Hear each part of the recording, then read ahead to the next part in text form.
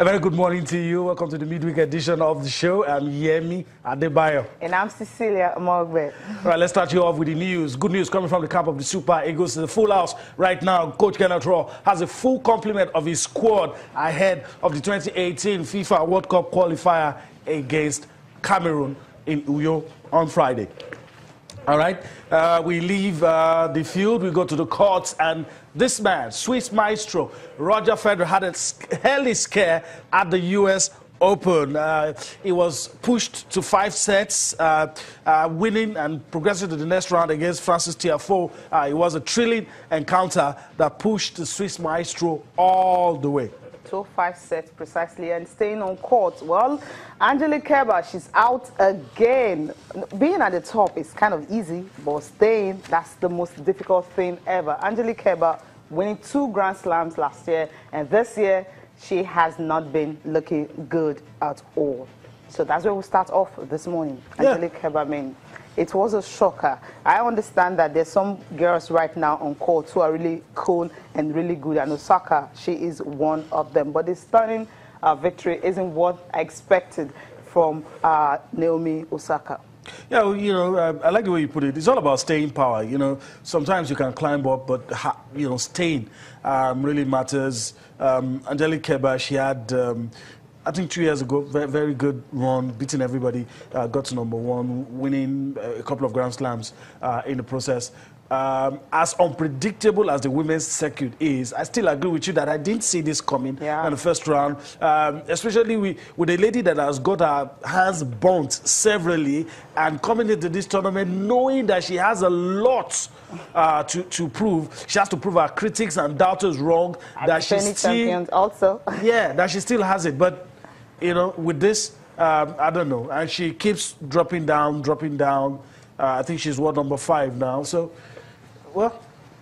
Okay, and the thing is, okay, taking a look at the other one, Pliskova, she had an easy run, you know, getting into the second round. But then, I mean, Angelique Kerber, you know, it's someone that you feel, at that time she won those 2 Grand Slams, and I felt like coming into the US Open, we know she has not really been looking good all the while this season. I felt this is a tournament she won last year, and this year she knows how many points she's going to drop if she can't defend the title or even get at least as far as the semi-final. But from what we've seen yesterday, I mean, she didn't even give a fight at all. She said that it was a bad day. But now, how bad can it be, losing 6-3, 6-1? If it was close, I understand it was a tough contest. But this time around, there was no contest, and she was playing against a teenager, Japanese at that, who is really, really very powerful. Yeah, Japanese American.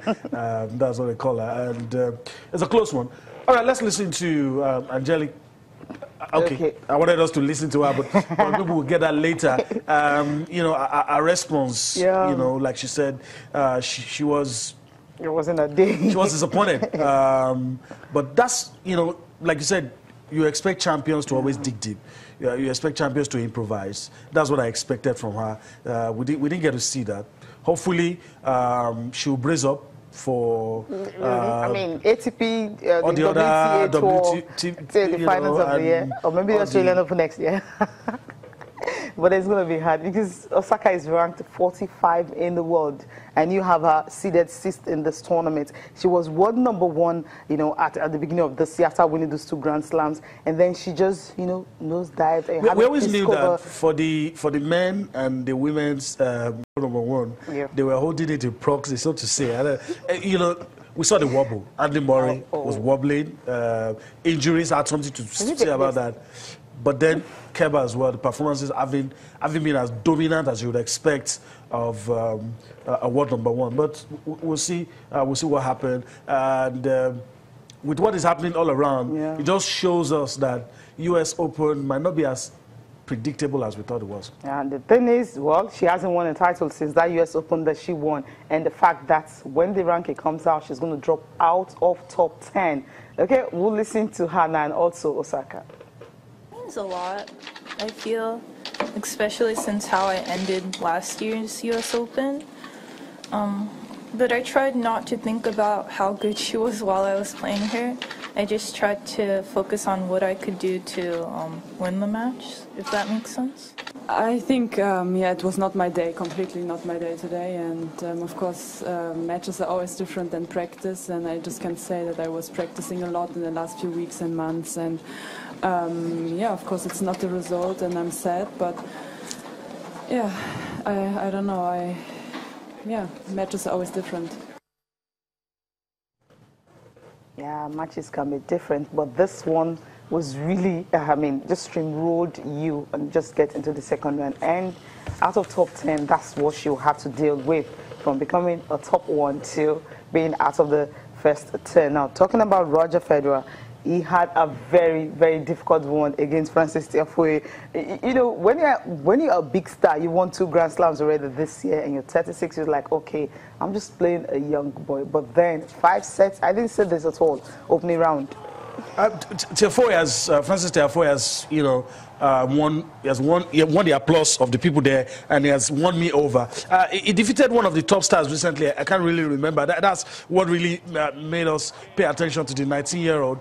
And to take the Swiss maestro, like you said, someone who has won 2 Grand Slams this year already, and is in fine form, has kept himself well, is in good shape.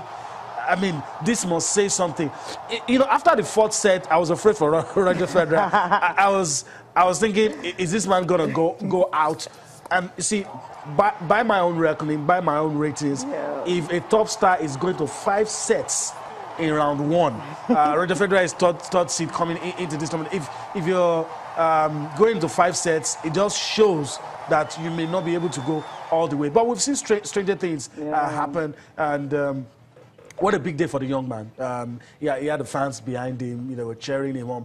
It would have been the biggest upset, but it just didn't happen. It just didn't happen, and we didn't want that to happen because, I mean, everyone is tipping Roger Federer or even Rafael Nadal to win it. While Roger Federer actually had that scare in his own, Rafael Nadal had a little bit of that, but it wasn't as